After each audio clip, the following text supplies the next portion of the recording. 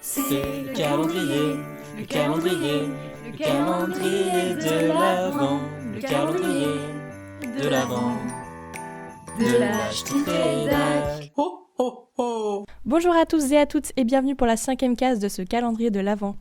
Aujourd'hui, je vous emmène au boulevard Haussmann à Paris et sur la 14e rue à New York pour découvrir une tradition un peu particulière, celle des vitrines des grands magasins. Chaque année, les grandes enseignes se surpassent en décorant leurs vitrines pour les fêtes de fin d'année. Mais savez-vous d'où vient cette tradition ? Ce n'est pas à Paris qu'elle est née, mais bien à New York, chez Macy's, en 1874. Le magasin aurait proposé ses premières décorations animées dès 1899. Au fil du temps, les vitrines sont devenues de plus en plus élaborées. Les enfants pouvaient même envoyer leurs lettres au Père Noël à travers la vitre.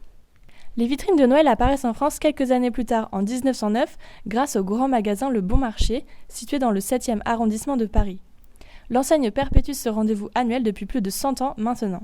Très vite, les galeries Lafayette et le Printemps Haussmann ont suivi la tendance. Tout comme Le Bon Marché, ils font appel à des spécialistes pour concevoir leurs vitrines.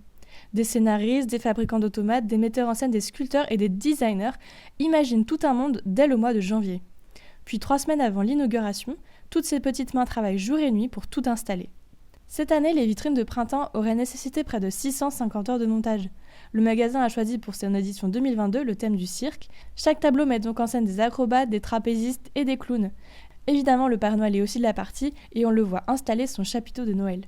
Mais entre les marionnettes se cachent aussi des produits mis en vente en magasin, car les vitrines sont avant tout une grande occasion de marketing.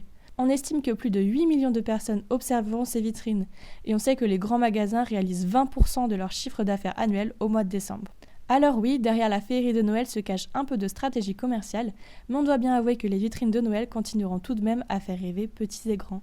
Je vous donne rendez-vous demain avec Marco, qui vous emmènera au marché de Noël au château de Flers.